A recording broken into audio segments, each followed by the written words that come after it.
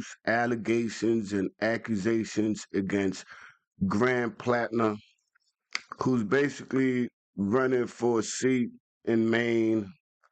He has ties to Nazis, all types of craziness. If you don't know, they're going to break it down real quickly, and they're going to break it down better than me. Check this out. It's insane. The Democrats are just the worst. Another day, another controversy. At this point, it's really almost hard to keep up. So the latest ones here are ex-girlfriends of Graham Plattner speaking out to the New York Times, saying that he was volatile and toxic. One woman said that he twisted her arm, shoved her into a room, locked her in that bedroom, and said she couldn't come out until she had calmed down. Plattner says, listen, these allegations aren't true, but I wasn't a good boyfriend. So let's get into it here as well. This is what he said. There are some allegations in this piece that I just want to be kind of unequivocal about are simply not true. Anything alleging physicality, anything alleging that I knew what my tattoo was, these are the statements of someone who's politically motivated. Well, Plattner's talking about this chest tattoo. You've probably seen it by now. It's a skull and crossbones, and it's recognized as a Nazi symbol. He's had it for nearly 20 years, and then he covered it up. His ex-girlfriend, Lindsay Fifield, says Plattner knew exactly what it was, said he even had a nickname for it. She says they dated for 2 years, and according to... Even if he didn't know what it was, that alone is a reflection of his decision making.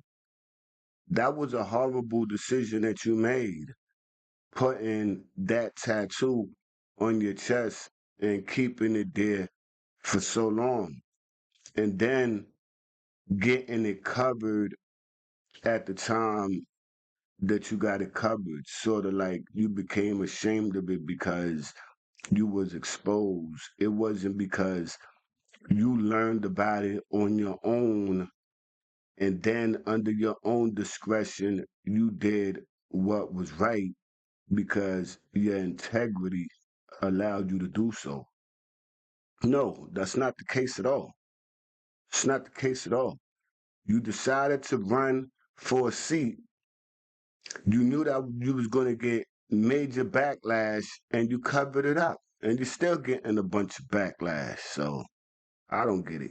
To the New York Times, back in 2016, she wrote all about him in her diary. She said then, he's the most toxic, literally abusive man on earth who absolutely destroyed my life. Plattner says she is politically motivated because she worked for Republican campaigns. I do expect the Republican Party to fight as dirty as possible, and I expect them to try to create things. I expect them to try to drag stuff up consistently, but there won't be anything new. It's going to be a rehashing of essentially the same stuff. Well, it wasn't all the same stuff. This came out too. Fifield says he repeatedly described violent sexual fantasies if someone ever broke into his house, saying if anybody ever broke in here, I'd rape them. I'd rape them to show them that I'm dominant. And add in a shirtless mirror selfie if you can keep up here. That was Plattner's profile picture on the hookup app Kick. People watching at home are saying, what is Kick? That's because a lot of people don't use it because it's been criticized for being a predator's paradise. But he says he wasn't talking to underage girls. The people you were texting with, whatever that was, in whatever context they were adult women, you knew that, and it was consensual. Is that true? Yes. And you have that you confirmed that. You knew their age. Yes. Oh, God. I mean, yeah. Yes, of course. Okay, so we'll see what else comes out, because it seems like every time he says, hey, there's nothing else, there's another headline. Plattner has a rally here in Bar Harbor, Maine tonight. He's going to be with Congressman Ro Khanna. Ro Khanna said to Fox yesterday with Martha that his red line would be if there was anything with domestic violence or any credible sexual assault allegations, but he's going to be up on stage with him tonight, according to Khanna's team, so we'll keep an eye on it. Alexis, what is next? What could we be hearing from this woman who spoke with the New York Times?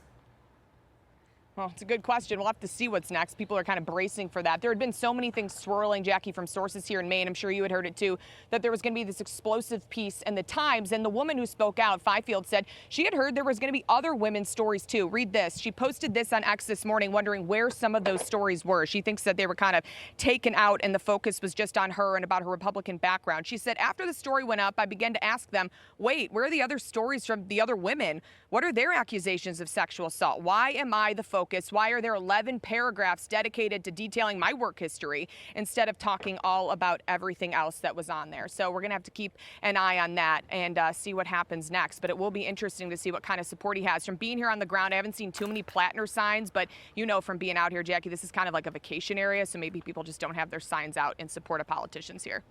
And it is the summer when a lot of tourists are there. Curious to know what you find on the ground there from locals. All right, Alexis, thank you so much. So let's bring in Kellyanne Conway, former Trump campaign manager, now a Fox News contributor, among other things. And Kellyanne, good morning to you. It seems to be a daily ritual now where the Democratic lawmakers come out of the Capitol and they're asked about Graham Plattner. This is how it went for Bernie Sanders. Problem is that instead of pulling away from this guy and just saying, listen, this is not the guy that we want representing our party in no kind of aspect. What they do is they act like they don't know what's going on or they support him. I mean, it just doesn't make any kind of sense.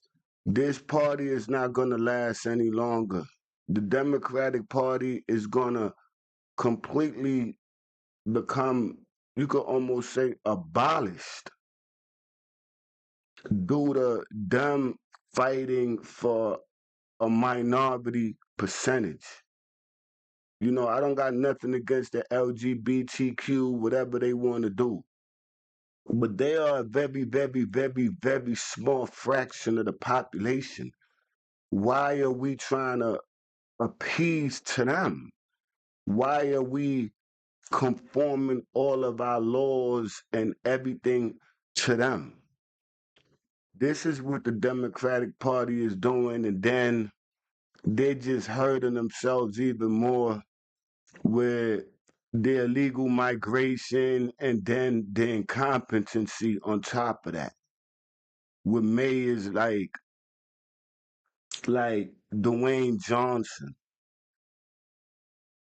Cameron Bass, this dude right here, the governor for Minnesota, is incompetency all across the board that just can't be denied. It can't be denied.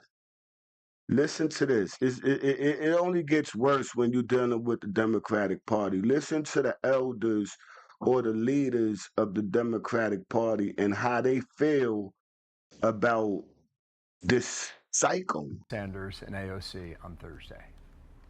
What's your response to this New York Times article on Graham Plattner? Do you think he deserves to continue to be the main Senate nominee? Oh, this all kind of just came out. I've been doing legislative business on the floor, so I need to dig into everything further before commenting on it. Yeah, because I think this reporting just recently came out, so I just want to make sure that I'm fully read up on it before I comment. Okay, for the record, 2 days in a row, Bernie sticks by him. Ro Khanna is going to do an event, as Alexis just reported.